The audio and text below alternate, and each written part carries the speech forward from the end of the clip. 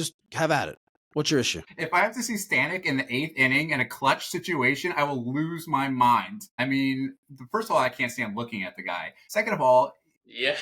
he can't strike anybody out. Like, enough. What is he doing? Why is he throwing him out there? He's been pretty brutal. Yeah. Oh, my God. And then we got guys I've never even heard of in my entire life going out there. What's that guy's name? Dick Lovelady?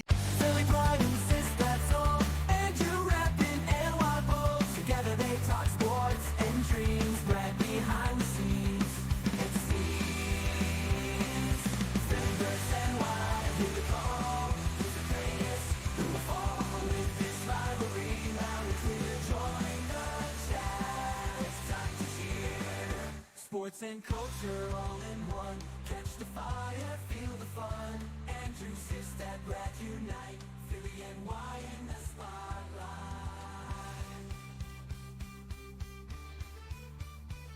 Hey everyone, welcome to episode 54. We are recapping the New York Mets first half of the season and talking trade deadline targets. To do this, we needed a Mets fan. We have our loyal subscriber, die-hard Mets fan. We call him Joey Bats. Joe, welcome to the pod. Thanks for joining. Thank you. I hate the Mets as much as I love them, so I don't know what side you're going to get today. Well, that's Perfect. A true fan, according to Sistad. Well, I feel, so we've gotten some questions on the pod before about why don't I make fun of the Mets or Mets fans more. My attention is when it comes to baseball very much focused on the Yankees, and it's pretty simple. I hate Yankees fans. I don't really care about their team that much. For the Mets, I really hate the Mets as a team, but I have great respect for their fans. I feel if you are a real fan of the Mets and it hasn't been an easy franchise to root for in my lifetime. So if you're a diehard Mets fan, I kind of relate them to being the 76ers. So yeah, I think it's great that you're a Mets fan. All good. I hate your team, but again, I think you guys are great and passionate, and that's that. How are you guys feeling? Because I find it very odd that Yankees fans and Mets fans really hate each other. I never really understood that dynamic. I know Andrew was telling me before you got on just how much he hates you, and how much he hates Mets fans. He seethes watching the Mets and just listening to their fans. So. Yeah. I've seen him digging holes in my backyard in the middle of the night sometimes in his Yankees jersey. Yes. Yeah, I mean, the one thing we have in common is I also hate Yankee fans too. Great. So it's a mutual bond there. Oh, and by the way, speaking of this, so Joe and his wife gave us, when we had our daughter, gave us a very nice gift. They gave us some clothes because they also have a daughter that's a little bit older. And coincidentally, there was a Mets onesie in this pile of clothes. Wow. What do you think about that? What if I gave you a Giants onesie or I don't think that Yankees? was an accident on Joe's part, man. I think he knew exactly what he was doing. If you gave it to me, I'd probably, I don't know. I'd probably just donate it. I wouldn't throw it out or burn it. And I see these psychopaths burning stuff. When it doesn't fit her yet, I don't think, but I'm gonna let her wear it. I have no issue with it. And take photos, so then when she gets older, Wow. be like, "Dad, was this the year that the Mets won the World Series?" And you could be like, "Yes, Wow. It was." She was good luck for the Knicks for a while, so yeah, maybe. All right, let's get into talking Mets because most people that are listening to this episode want to hear about the Mets. They don't want to hear about all the nonsense we've been talking about so far. So we're going to talk standings, we're going to talk offense, pitching, defense, and we're going to spend a good amount of time talking trade deadline targets because that's always really fun. And while the Mets are a good team, they're not a perfect team, and there's ways and areas they can improve. And we have Joe on who's going to tell us all the things he hates about this team, the things he loves about this team, and we're going to offer up some options for the trade deadline, and he's going to say yes or no. All right, so getting right into it, just to provide a little bit of context to what's going on with the Mets in the first half, 55-42, they are second in the NL East, a half a game behind Sistad's Philadelphia Phillies. Some key metrics to note. Their run differential is plus 45. That's 11th in MLB. Their position player WAR cumulative is 16.2. That's 9th in MLB. Their team weighted runs created plus, in my opinion, the best, if we're looking for one offensive metric, the best way to gauge an offense. They are at 110, which is 10% better than league average. That is 6th in MLB. Their pitching WAR is 10.7. They are 8th. And then we can go into starting pitching WAR. They're 11th. Relief pitching WAR. They are 7th. So just to kind of set the tone, it's been a solid first half, not great. It's a very good roster, a flawed roster, and we're going to get into ways to improve at the deadline. Any of those metrics surprise you, Joe? Not at all. I think it's the team is exactly what everybody knows the team is. I think top heavy when it comes to the lineup. Bottom is dead. Starting pitching, it's been great. The lab works. It's proven. And then relief pitching is just, I mean, it's turned into a nightmare. So we're middle of the road because the beginning of the year, and after that, it's kind of all been downhill. So none of it surprises me. Yeah, I think also looking at baseball big picture, this is very common for bullpens in June and July. They get tired, and then they reset at the deadline. I mean, at the All-Star break, which we're at, and then they hit bumps again in late August, September. So that's pretty common around baseball. Yeah, all this right. might be a little bit more than a bump though that we're feeling right now. It's been rough.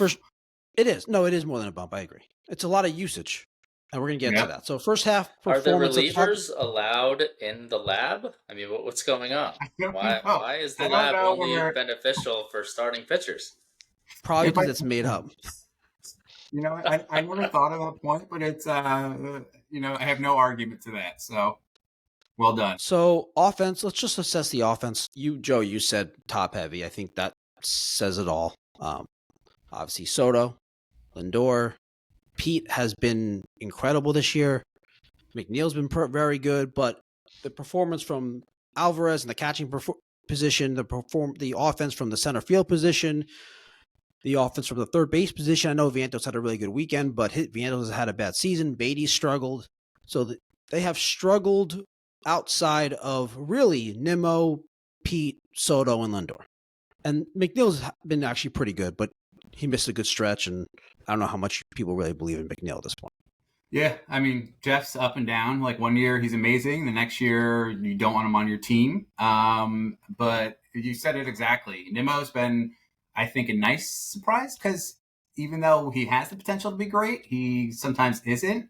But then when you get to the bottom, what bothers me most is that these are all a lot of these kids who were supposed to be amazing coming up, you know, and they are amazing in AAA. They all crush. And then the second they get here, it's like they don't know how to play baseball. You know, between, like you said, Alvarez, Baty, and then Mauricio as well, who's kind of a constant face in the lineup, and none of them produce. And we just keep throwing them out. We have no other option, but we think they're going to, and it just is not going to happen at this point. Yeah, it's a lot. This is, again, really pretty common throughout baseball where you bring up these prospects and they struggle right away. Like, it's very difficult for rookies to put up like really good numbers their first year, especially when they get called up mid-season or throughout the season. Like Acuna burst on the scene, was really good for a while, and then came crashing down. But yeah, I think we're gonna talk deadline, but I agree. Like the bottom of the lineup, like they need really the middle and bottom of the lineup. They need some reliable guys. They don't need stars, but they need some reliable bats that are above league average hitters. Yeah, agreed. Tyrone Taylor should not be seen in the field every day. It's crazy. No, he's not. He's not a starting outfielder. He's a fourth outfielder type player. Yeah, for sure. Can we just copy and paste what we're saying now for when we do the Phillies first half review? Because I feel like we're talking about the Phillies right now. Yeah, we'll get into there are some similarities with that for sure though. The Mets have a deeper like star top of the line like offense. Like the Mets have four guys that you can actually say, oh, these are four really good hitters. The Phillies don't have four, but the concept is very similar. So yeah, we can copy and paste that. Great. We'll just edit out the Mets part and we'll just throw it in. Yeah. All right. I want to get into the pitching a little bit because we're going to talk about fixing those areas on offense. We're going to talk when we get to the trade deadline segment. So talking about the pitching, the starting rotation, Joe, I want to get your take on this. So for putting all like pitching lab jokes aside for a second, they came out really strong.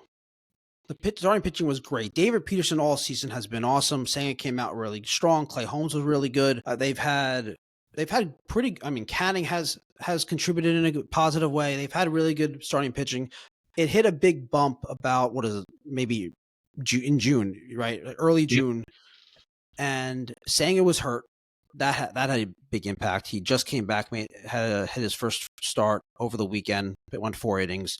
Shomanai has been out all season. He finally made an appearance out of the bullpen, so that as they continue to work him back, hopefully those two pieces kind of stabilize the rotation.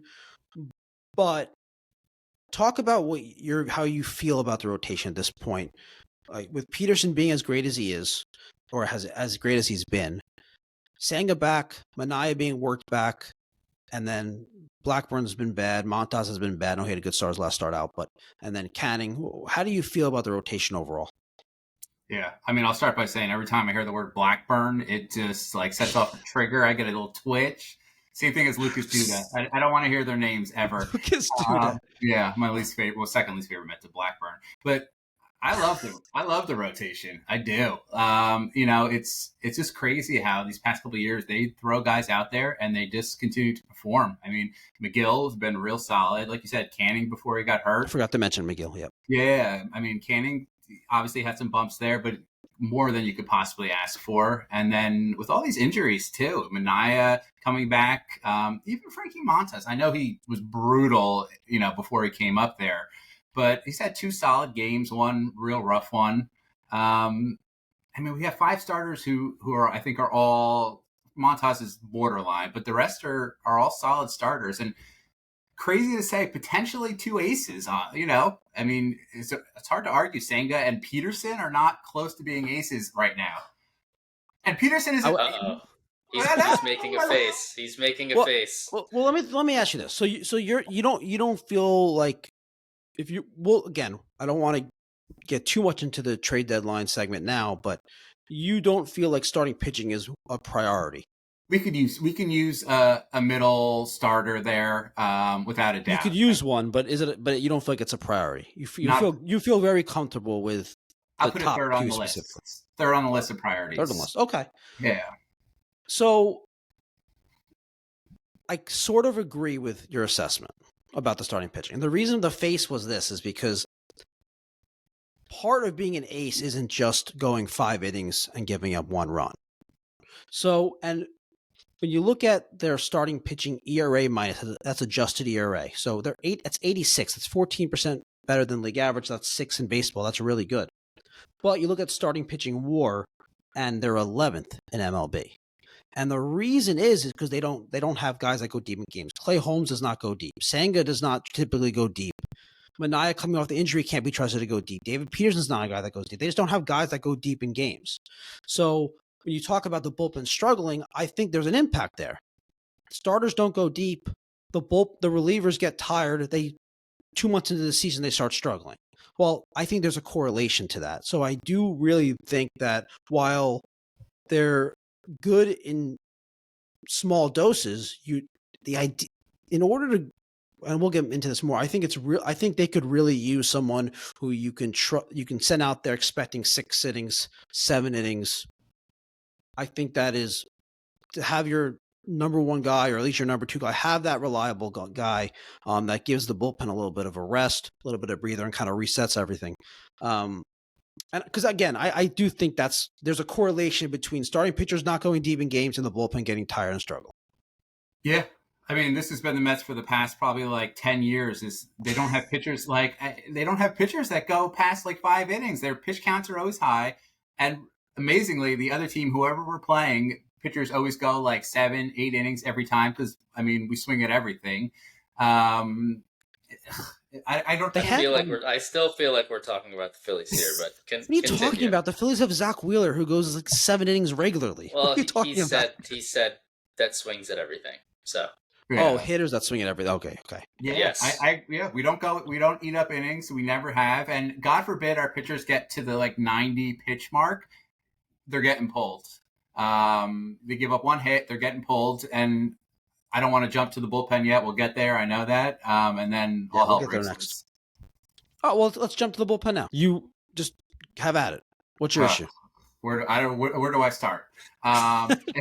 If I have to see I like this Stanek guy, out man. there, This guy rules. if I have to see Stanek in the 8th inning in a clutch situation, I will lose my mind. I mean, first of all, I can't stand looking at the guy. Second of all, Yeah. he can't strike anybody out. He gives up 30 hit. Enough. What is he doing? Why is he throwing him out there? He's been pretty brutal. Oh, Yeah. my God. And then we got guys I've never even heard of in my entire life going out there. What's that guy's name? Dick Lovelady and some last guy. Have you seen this? Sis, that you haven't heard of this guy? Yeah, his name. That's not his real name. Come on. That's his real name. Well, his name is No Richard way. Lovelady, but he requested to go by Dick, Yes. which should tell you all you need to know about him as a professional baseball player. His last name is Lovelady. Wow. Yeah. Yeah, Wow. it's Is crazy. he number 69? No? Okay. He should have chose that. That'd be good. He should have. I mean, if you're gonna, lean into the bit, if you're gonna do it, do it. Yeah, it's brutal. I mean, what do we have here? We have Diaz, obviously. Diaz has been amazing. Diaz has been awesome. Reed Garrett's been solid. Butto's hurt. But Butto's been pretty good though. Yeah, I mean, losing Minter was That was bad. killer for us, really was. Sure. But I mean, we have new relievers every week now that we're just throwing out there and just getting slammed. It's not Mendoza's fault necessarily, but I mean, he also is not great at using the bullpen, I feel. It sounds like this is your priority number one. Yeah, without a doubt. I mean, it's borderline with the lineup, and I mean, again, Paul Blackburn's been in the bullpen. I text my friend and I said to him, it was right before that 10-game losing streak started. We had a nice lead. I think it was against the Marlins. And he says, let's bring in Paul Blackburn in relief. Immediately gets shelved. Lose the game. Go on to lose, 10, 12 in a row. Get the guy off the team. It's a curse. Get him off. To this roster. I'm sorry. Let me leave it. No, don't be sorry. Keep going. It's good. Yeah, no, you don't know how he made this is great. Keep going. We love this. Last year, and then they bring him back, and then they put him in the bullpen, and then they bring him into 2 games to start. You can't find a better option somewhere. There's got to be a better option than Paul Blackburn. Ugh. Okay, so there are. Let's talk about that in a moment. But first, I do think this might be a little surprising to you. So their starting pitching WAR is 11th in MLB. Their relief pitching WAR 3.3 is 7th in MLB. So as bad as you feel the bullpen is, and that's not the only stat to look at, especially for pitching, but it's a cumulative metric that just shows the overall impact that they've had. Yeah. They're 7th. So they're not terrible. Now, if you look at adjusted ERA, they're 97, which is 3% better than league average, which means for relievers, which is bad because relievers typically are lower ERA guys. So they're 16th in adjusted ERA out of bullpen. So that's pretty bad especially for a team that's going to the playoffs that has World Series aspirations. And they were great. They were great to start the season. And I think that kind of messes up with the numbers a little bit, but it's been bad. It's definitely been bad. I don't even know who these guys are. If I don't know who they are, I mean, that can't be a good situation. I know someone else who thinks like that. Have you ever heard of a baseball player's last name is Pop? If you could tell me his first name, I'll give one of you guys $100. I mean, is it Greg? I don't know. It might be Tom. I'm not sure. I think it's Greg Pop. Yeah, Maybe it's Dick. Dick Pop. Yeah, Love Lady Pop. Yep. There's a lot of the good thing is if that's your biggest need, there's a lot of relief pitching arms that are available at the deadline. Even in a seller's market, which is it always is now at the deadline with all these playoff spots, and this year it is specifically even more, it seems like, than last year. There's going to be arms available, and they're not going to, for the most part, cost that much, especially if they're on expiring contracts, like just rentals. So there's options out there. You're not going to pay a bunch for, unless you want one of the big names. And there's a bunch of big names available as well, if you really want that huge impact, which I don't know, sounds like maybe you do, Joe? Yeah. I don't care about the farm system. Get rid of them all. We got rid of them all once. Well, let's do it again. None of them are good. They never ended up being good. So what's the difference? I mean, Pete No, was couldn't Pete agree was more, a man. prospect. Yeah, I know. This is Okay. why, and they wanted to get rid of. They almost. Can you imagine if they didn't bring Pete back? What our lineup would look like? The offense would be terrible. It's crazy. It's crazy. He's been incredible. Yeah, I think that's why people are still skeptical about Peterson, because he's a guy that came up with the Mets and got good with the Mets, and like people are like, but this can't be. Like maybe he's not that good, but he is. I don't know how. I don't know. Again, just such a stark difference between Yankees fans and Mets fans. I'm finding this so fascinating because What do you mean? No, Yankee fans are because very negative Mets about their fans- team too. You just don't like their negative. I'm talking negativity. specifically about prospects. Mets, that we have a guy over here waiting for the other shoe to drop on how bad the call-ups have been, and then I've got people telling me that, the Martian is going to be the best player they've ever seen in their life. And by the way, I've got some tweets for you for your episode talking about how this guy who started over the weekend is the next Paul Skeens. Well, I don't even remember his name. You know who I'm talking about. Schlittler? Schlittler. Yeah, Schlittler. Yeah, Cam Schlittler. Schlittler. Yeah, he's going to be Schlittler. Paul Skeens, according to Yankees fans. So That's not. I'm just that's noticing according to some. a That's some. We don't want to get too. That's according to some Right, crazy he had- Yankee he fan. had- That's not according to he Yankee had- fans. he had 2 clean innings, so Let's talk. Sign Let's him stay. up. Let's stay in the Mets. Let's stay in the Mets. yeah. I'm just making an Dude, observation. Joe, That's you all. see, And it's he is fascinating. such a hater that he Well, can turn I was just about to anything. pick it with Volpe as well. Like you guys finally Yeah, turned on Volpe. It was about time. Yeah, it only took a year and a half. Yeah. I don't know. I think Yankee fans turned on Volpe a long time ago. Anyway, where were we now? All right, I want to talk about standout contributors and surprises. So we kind of talked in terms of exceeding expectations. Pete Alonso. I mean, Pete's always been a big power guy. This year he has the average, the OBP is up. Incredible offensive performance so far for Pete Alonso. In terms of what are you seeing, Joe, in terms of his plate appearances, plate discipline? Have you noticed a difference, or he just seems to be? Yeah, I guess let's leave it at that. Have you noticed a difference? Definitely better. I mean, he was a guy who he still swings it a lot, but it seems definitely to be improved as opposed to getting up in there hacking. I mean, the average has obviously come down a little bit because it wasn't realistic for him, but I think he's still 280. I think he's hitting. I saw 280 average, 376 on base. Yeah, I mean, I'll take it.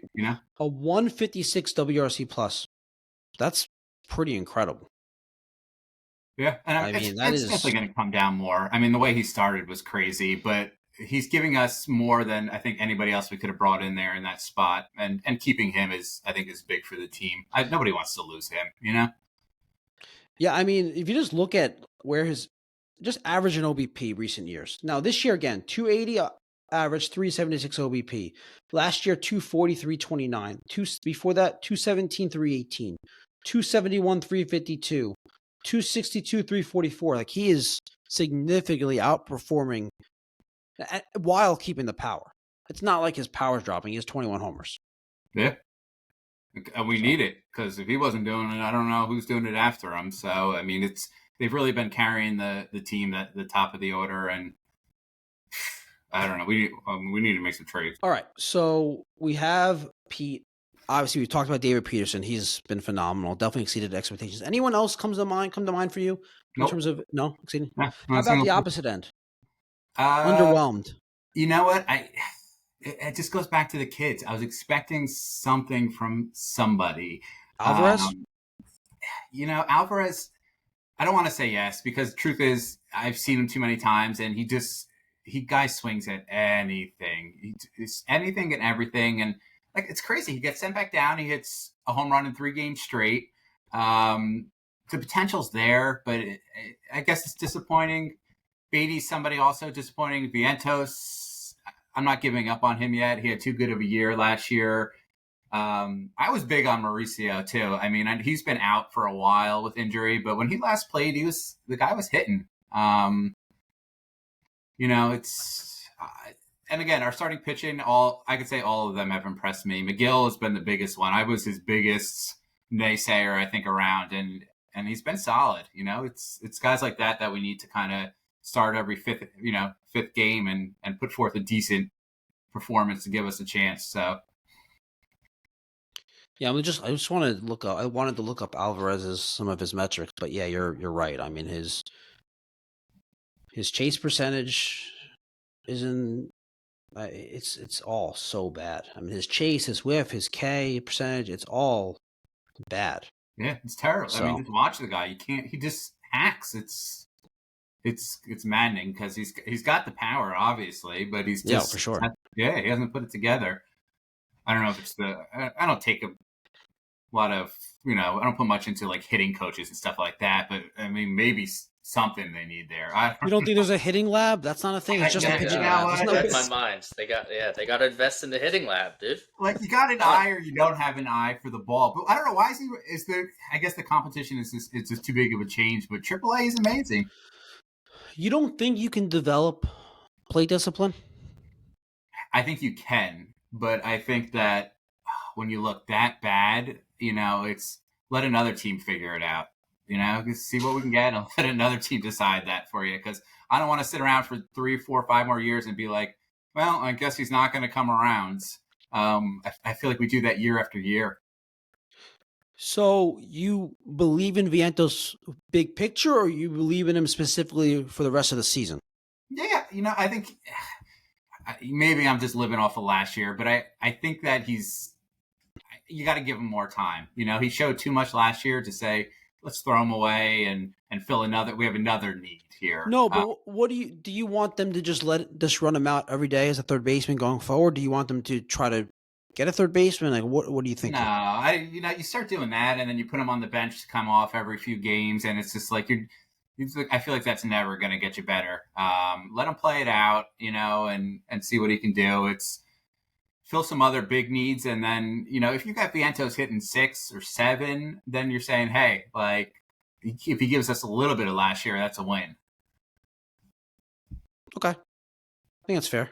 I've heard some Duran for Vientos trades, and I'm actually kind of behind it a little bit, but I'm not familiar with Duran's contract situation, so I would have to look that up. I feel like their numbers are not that different either, but wait, their numbers aren't that different? Duran's a relief pitcher. No. You're talking about Jared Duran on the Red Sox? No.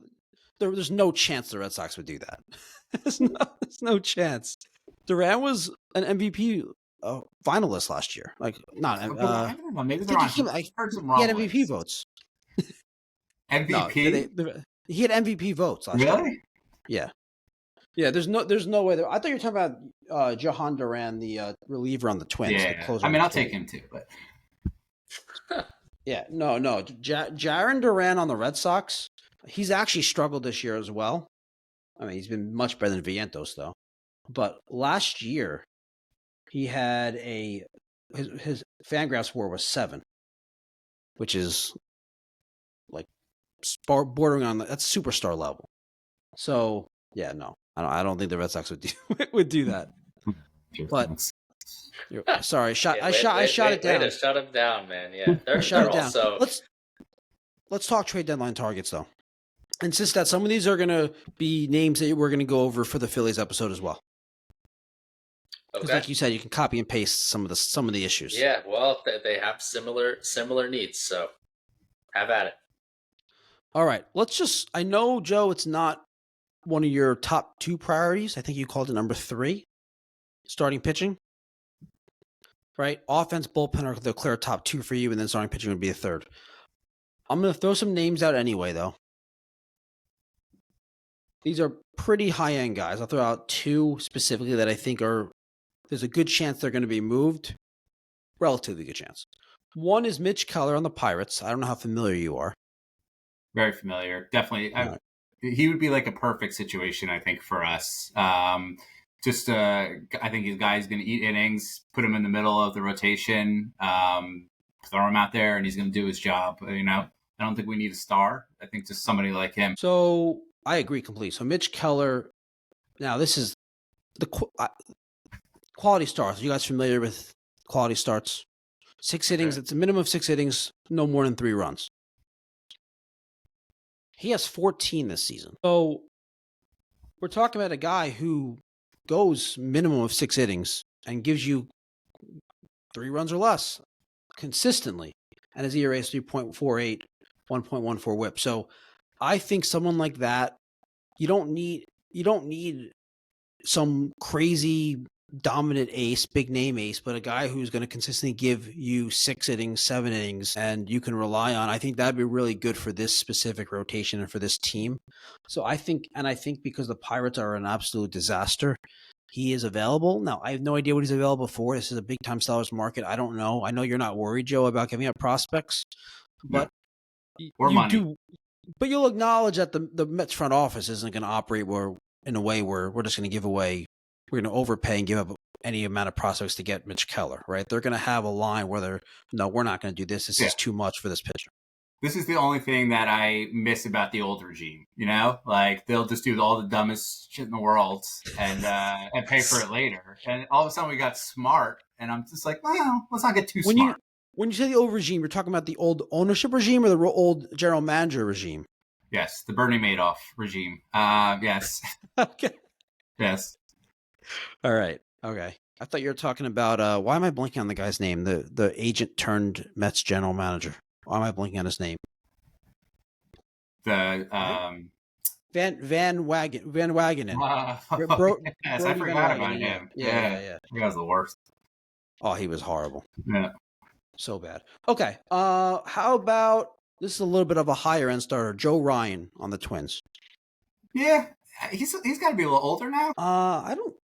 How old is Joe Ryan? I think he's been around for a while. I would say he's probably 30. Let me see. Maybe less. He's 29. 29? Yeah. And again, I feel like a guy who's been around for a little bit, eat up some innings. Yeah, sure. Having a really good season, by the way. Really good season. But again, I think in a seller's market with a lot of teams going for stars, he's going to cost a lot.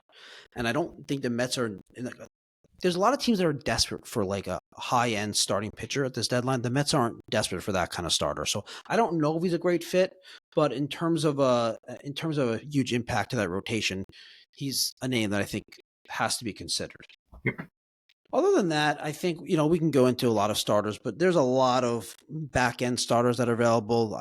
Let's say this. Add some back-end pieces so you don't have to watch Paul Blackburn pitch. Correct. Although I have my own ideas for starters. Okay, hear me out on this one. Let's get rid of all the, no trade clauses, the money, and let's just say we want to bring back a familiar face on a struggling team. Oh, Big Jake. Can you imagine what the stadium would be like on his first game back? Jacob deGrom wins a World Series with that team that just eluded him all those years. Like, why not? Why not do it? Well, you loved him when he was on the Mets, right? He was probably your favorite player. Yeah. I think he hated New York. I don't think he would ever come back here. Okay. So can I ask you something real quickly, though? Yeah. On his way out, you bashed him, right? I didn't want to bring him back. I mean, the guy couldn't stay healthy for more than like one game in a row. It was always something after every game, and you wanted top dollar. It just wasn't worth bringing him back. But now you want to bring him back. He's looking good this year. I mean, shining things. We didn't want to bring him back. God. He was always injured. Now he's a year and a half older. Now let's bring him back. Yeah, well, he's been awesome. He's been great this season. We didn't have money to spend, and now we just have very deep pockets, and why not?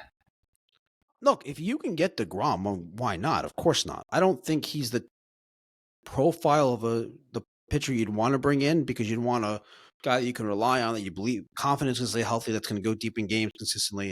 And I feel like at any moment, like, would any of us be surprised if DeGrom's out for the year? No, not at all. No.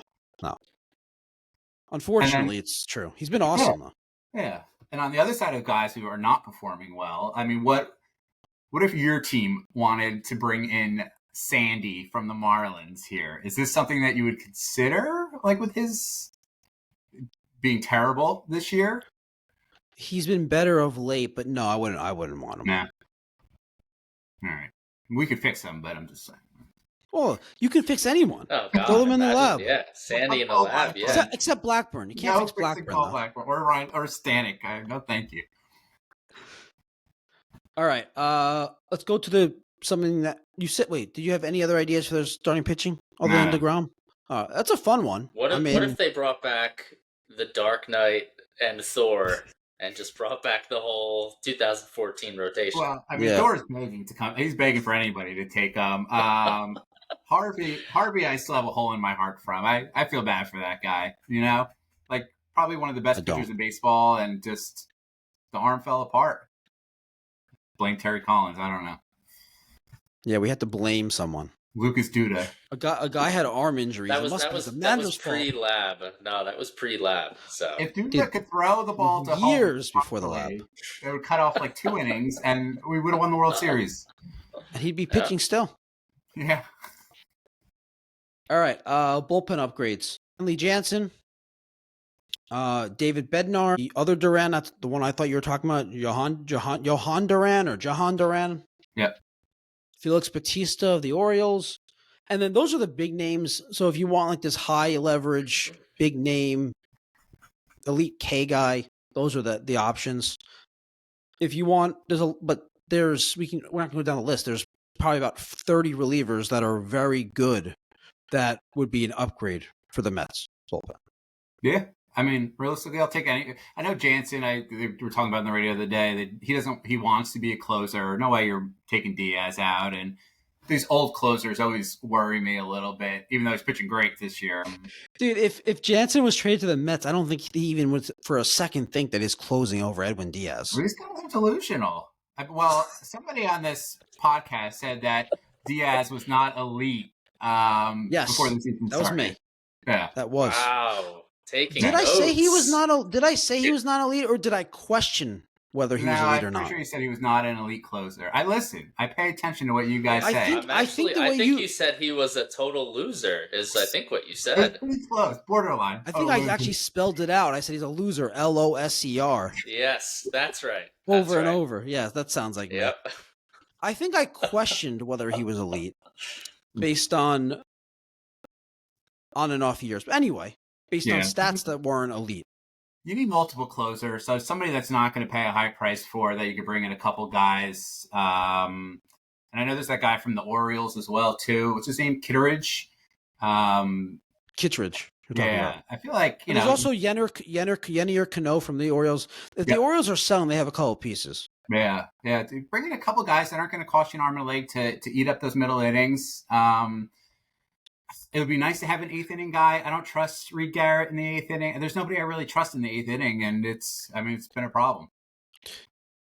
You could just need a couple, either one like super elite high leverage guy or 2 very good high leverage guys. Yep, definitely. I mean, it's got to be fixed because we can't.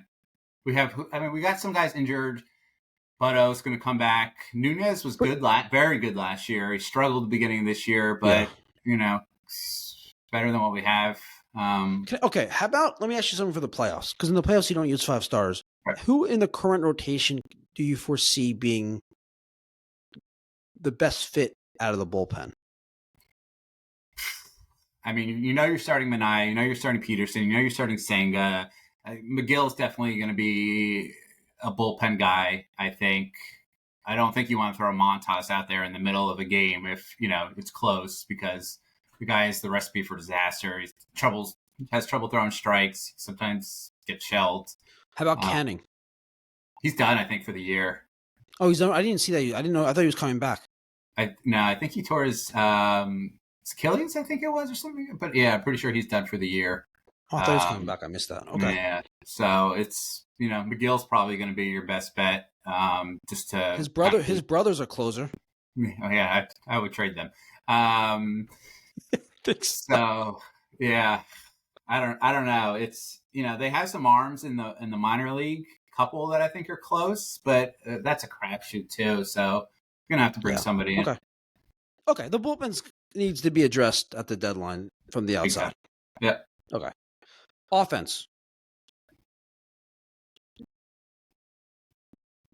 I guess the way to ask you this is, are you looking for the exciting move, or are you just looking for improvements? Because the difference is improvements over guys that are hitting, 15 to 20% below league average is a league average hitter. That's a vast improvement. But the exciting move would be say Byron Buxton? Like, what are you looking for? I just said I wanted to bring Jacob deGrom back. So let's go big here, you know? So you want to bring David Wright back? God, no. Which also, Chase Utley over David Wright upset me too during one of your podcasts. But I kind of agree with it. I mean, if the injuries didn't happen. But yeah, I mean, I think you need, if you can get one big bat, and again, I might be asking a lot here, you know, give me a Mullins. Give me Robert from the White Sox. Well, Mullins isn't a big bat. Mullins is actually a below league average hitter at this point. And Luis Robert is having like a terrible season. So I don't know. Is he having a bad season? Oh my God, awful. Really? Like, awful. Like he's hitting like 180. All right. Well, who would be the big bats here? I mean, Tyrone Taylor. Buxton? Huh? Yeah. Buxton. Yeah. I mean, it's going to take a lot. I feel like for Buxton and. Well, I don't know. Jose I don't know because I don't think he's being moved. But if he was being moved, Right. then yeah. Talk big bat. Come on. If you're gonna go big, go big. I think Buxton's somewhat gettable because he has all this injury history. So I think the Twins would be okay getting off that contract, even though it's not. It's basically $15 million per year through 2028.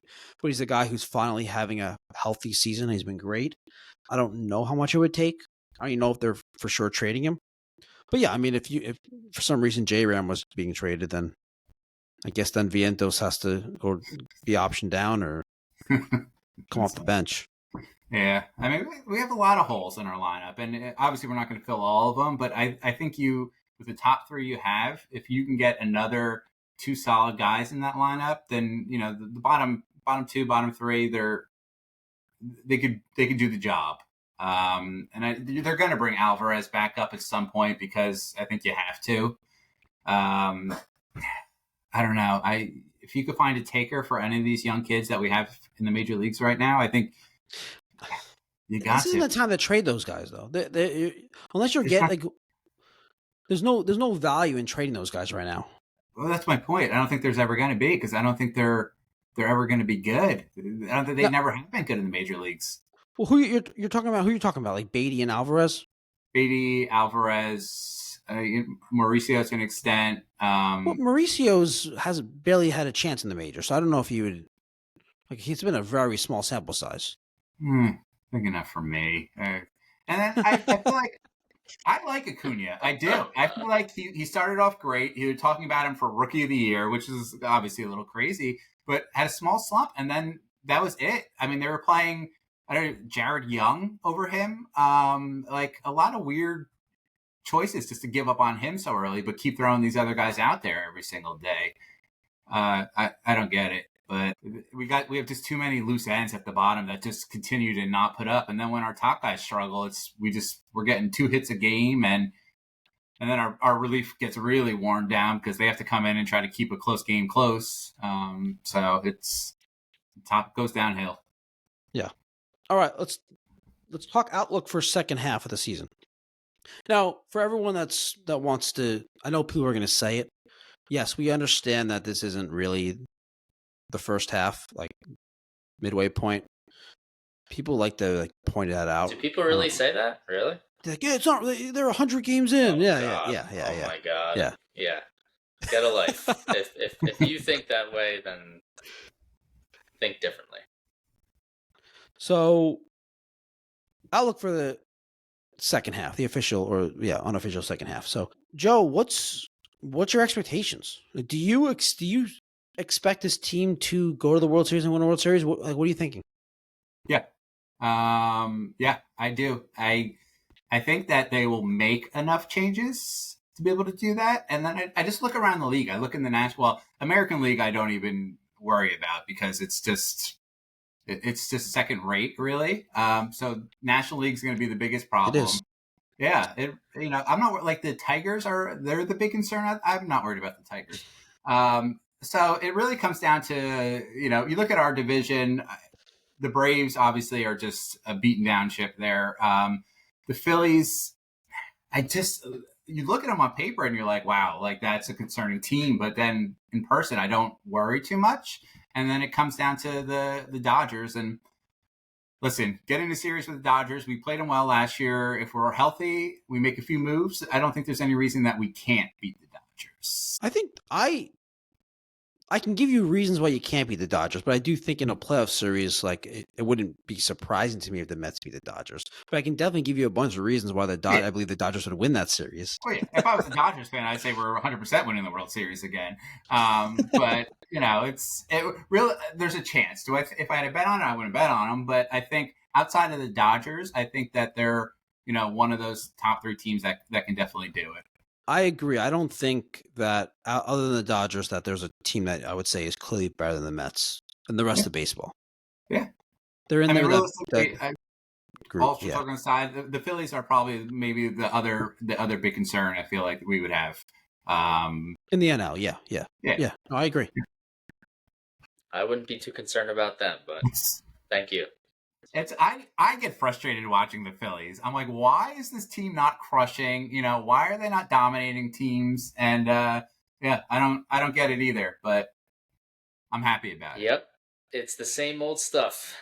Tune into our Phillies first half recap and find out. Yeah, that will be out the day after this is out. So Wednesday. If you're watching this, it is Tuesday. Maybe you're watching on Wednesday. Tuesday.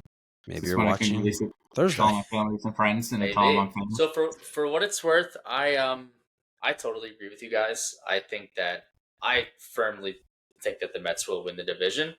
I thought that. Actually, I don't know if I thought that in the beginning. I think I was still a believer in the Braves. I don't really recall, but I definitely did think the Phillies were going to win the division. I still don't think that, so I think it's essentially the Mets for the taking.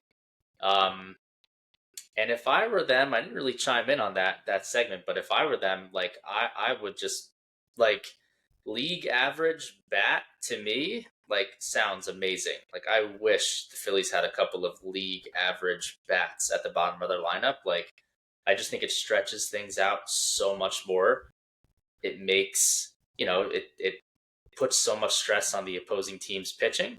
And like, yeah, one big swing to put behind Pete would be a lot of fun, but I still think like a lot of the problems would remain the same. Once you get past this person, the rest of the lineup is just going to be awful. So I would rather, with how good the top half of the lineup is, I would rather just stretch it out a little bit, add a little bit of depth to the last few 7, 8, 9 hitters there and roll with it.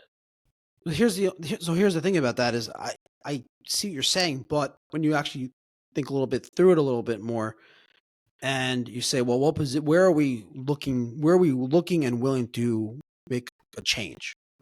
Well, we like McNeil at second base. He's having a good season. He's playing well. We're good with that. Joe's saying he kind of wants to let Vientos run with it, run them at third base. Okay, you have a shortstop, you have a first baseman. You're not going to realistically replace your catcher in the middle of the season. It's not that easy. At least not a high-end bat. That's not really available. You have Nimmo, and then you have Soto. So really, where's the position change? Center field. So now if you're only really bringing in one new starting player out of the starting 9, and that's center field, you may as well then try to impact them more, because you're not impacting with 2 good players. You're impacting it with 1 player. So if it's either one like good, solid league average type hitter, slightly above, or if it's a high impact guy, you'd rather have a high impact guy, right? Yeah, and I mean Baty too. I mean, I'm somebody else that could easily be replaced in the lineup. We do have Marte who's hurt right now, coming back, and he's provided some hits. But if Vientos is playing third every day, and McNeil's, yeah, okay, you want to flip-flop Baty and McNeil at second base, sure. Yeah. But you're still not replacing that spot, because Baty's everyday spot's already gone. Yep. All right. We have a few subscriber questions, but we've actually pretty much covered all of them. So everyone that's reached out with subscriber questions, thank you very much. I hope we answered yours. If you're not, you could let us know. But any last thoughts, Joe, on the Mets first half? My only really thought is that I don't think I've ever had a season, and I can't remember when, where we're like, things are going bad for the Mets in terms of injuries or in terms of lineup, and we're still almost in first place. It's crazy that, like, is this how good teams feel? Because I'm not used to this. This is how good teams feel. I think. Yeah, it's crazy. And Soto's. Was I a little worried in the beginning? A little bit, and then I realized he started playing well as soon as the Yankee fans stopped saying he missed playing in the Bronx, because I heard that for months straight, and then eventually that quieted down real quick. Now people are upset with him because he said something about like losing his bonus from not making the All-Star game, and people are very upset with him. Like, how dare he say that? He should want to go to the All-Star game for the love of the game. Yeah, listen, I don't care if Soto walks to first base half of the time. I know some people have problems with Nimmo running to first base all the time. Oh, God. Someone does. Yeah, we can all... Best, I mean, Yes. you can't hate Nimmo. Sister called him a dork. Yeah, he is a dork, No, but he's I mean- he's a lovable dork. He's seems like a super nice guy. If you had a So daughter, I could you'd see both how know. if I could see how if he's on your team, you could root for him. But Yeah. if he is on a rival team of yours, you would think he's the biggest dork on the face of the earth. Like, same with Alonso. But I get it. They're your guys, and they're good players, so you love them. All good. What a rational take. Look at this. Dude, they we're call becoming him friends. Mr. Rational over here, dude. Yeah. I do want to say as well, during one of your podcasts, you talked about how you thought it was weird that I was going to Andrew's house as a neighbor and watching a game there. And I just want to say that I completely agree with you. When they moved in, I was like saying to my wife, I said, oh God, they're young. Like, I don't want to be friends with neighbors and you got to talk to them all the time. But Andrew, it's Smells been like pot coming from his window. and it's been great. Great neighbor, great somebody to argue with sports with. He's on the opposite side of pretty much every opinion I have. But yeah, Great. he knows his numbers. Well, that's awesome. I thought you were going to address something else. Which one? My Juju? The I you thought not you were talking about watching. the Knicks. Yeah, you not the watching games. Knicks Yeah. games. Yeah, I mean, Yeah. it works. You call it crazy, but it works. I will tell you the full methodology here. So I know you guys were a little confused about what Google scores were. So Confused. So basically, you Google, like if the Knicks are playing, you Google Knicks. So it'll have both scores there. They update. They're about 10 minutes behind the game. So can't ignore all text messages. So what you do is you cover the home team, your team score. So I'll cover the Knicks score with my thumb and update. Now, if like say 5 minutes goes by and the other team hasn't scored yet, then I'm like, we're looking good. So then you wait for the other team to score and then you check your team score. And then it's going to be closer. It's just how it works. I don't know. It doesn't make sense, but it works. Whoa. You are digging a deeper grave here, Joe. Well, you're saying, you're like, and you said, is he Well, it clearly works, sister. Dude, it clearly works. True fan? I mean, it's proven. It's been proven year after year. It works. That's why the Knicks win a championship every year. Why weren't you doing it against Indiana, man? What happened? Come on. Listen, don't get me started on the Knicks because that was the biggest embarrassment of the series I've seen in a long time. No, we're talking about the method right now. When they're losing method, it's Google scores and then it's back to the game. It's not 100%. I mean, it's not 100%. I've only seen one championship of one of my teams my entire life, so it doesn't work that well as I would Seems like. It doesn't work at all. No, it works. We win. I mean, listen, it's hard to win championships here. All right. Yeah, you're right. They need you. So you don't do that for the Mets. I'll do it for the Mets if we're in the playoffs, if it's a big moment or something like that. You'll turn the TV off. I will turn the TV off, and I will. What are you turning on? You're turning on Love Island? I watch Love Island. If that's what you're. Do you guys have a separate podcast for Love Island? Because I would love to join that as well. We do not, but I've heard that you watch Love Island. Yes. I watch it here and there, but I wouldn't turn. I wouldn't. Yeah, Jess has been watching that season. Yeah. Get your horrible show. Oh, it's so bad. You are losing your fastball, dude. You're getting roped into reality TV. Yeah. I mean, I wouldn't say I'm getting roped in. I'm sitting in the living room when it's on. I'm not roped in. Yeah, wink, wink. Me Wow. too. Wink, wink. Yeah. I'm begging her to turn it on. It's Jeez. on. It's on. It's on. Come on. I'm going to watch. I'm going to the watch parties. They have a lot of watch parties apparently. Yeah, Mark's Oh has my a watch gosh, party dude. at one of the bars. I know. I was there. I didn't see you. You didn't invite me. I'm not allowed to leave the house. He needs to check what's going on Love Island on Google Scores, and he covers his one favorite contestant with one thumb, and he'll try to tag along. It He worked. checks every It worked. 5 They minutes or won. so. It worked. You have to pull it down for Matthew updates. didn't get eliminated. It worked. They have some weird. They have some crazy names on that show. Oh yeah. Oh my gosh. But my thumb Anyway. from doing that scrolling, it'll just twitch automatically because I do it so often to do the updates. All right. To close out, Dude, that is weirder. Hold on, I just want to say, you make fun of me for my superstitions, man. I mean, I happen to wear like the same hat like during wins. I mean, that is something, man. The biggest thing very you did intricate. was when you were like, I'm not going to use the better headphones for our podcast for like weeks and weeks and weeks because you thought the worse headphones were better for the Eagles. Yes, That was incredibly nuts. that's not as weird as. And that's not even like 5% as bad.